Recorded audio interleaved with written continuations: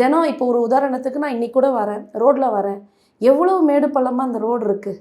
இது இப்படியே தான் இருக்க போதா, நம்ம இப்படியே தான் வாழ போகிறோமா, ஏன் ஒரு மாற்றம் வரக்கூடாது, அந்த மாற்றம் ஏன் நான் செய்யக்கூடாது, அப்படிதான் எனக்கு அந்த ஆர்வம் வர ஆரம்பிச்சது. சரி, இப்போ நீங்கள் நாம் தமிழருக்குள்ளே எப்படி வந்தீங்க?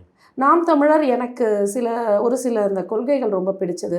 அதாவது ரொம்ப தைரியமாக இலவசங்களை நான் கொடுக்க மாட்டேன்னு சொல்லக்கூடியது, பெண்களுக்கான பிரதிநிதித்துவம், அதே மாதிரி வந்து எப்படி இந்த அக்ரிகல்ச்சர் விவசாயத்தை வந்து எவ்வளோ முடியுமோ அவ்வளோ வந்து அதை பற்றி அது எவ்வளோ முக்கியமான ஒரு விஷயம், அதுதான் நம்முடைய அந்த என்ன சொல்லுவாங்க பேக் போன் ஆஃப் எக்கானமி சொல்லுவாங்க இல்லையா. ஸோ அதோடைய முக்கியத்துவத்தை ரொம்ப அழகாக மக்களுக்கு எடுத்து போய் சொல்கிறது வந்து கட்டாயம் நம்ம நாம் தமிழர் கட்சி தான். ஸோ இதெல்லாம் எனக்கு ஒரு ஆர்வம் வந்தது. தமிழ்நாட்டில் பார்த்தீங்கன்னா ஒரு ஸ்டேஜுக்கு அப்புறம் அதிகப்படியாக இந்த இலவசங்களை கொடுக்க ஆரம்பிச்சு அப்போ நம்ம பார்க்குறோம் இல்லையா, ஒரு இலவசத்துக்காக மக்கள் ஓட்டு போடுறது, அப்புறம் அந்த பணத்துக்காக ஒரு ஸ்டேஜில் தேர்தல் என்றாலே பணபலம், நாங்கள் பணம் கொடுத்து நாங்கள் ஓட்டு வாங்குறது. அப்போ இப்போதான் ரொம்ப வியாபாரமாக மாறிடுது.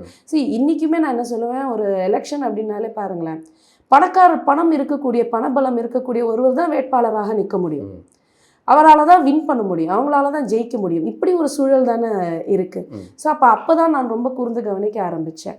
ஆனால் எனக்கு ரொம்ப ஸ்பெசிஃபிக்காக நம்முடைய தமிழ்நாட்டுடைய அரசியல் தான் நான் ரொம்ப கவனிக்க ஆரம்பித்தேன்.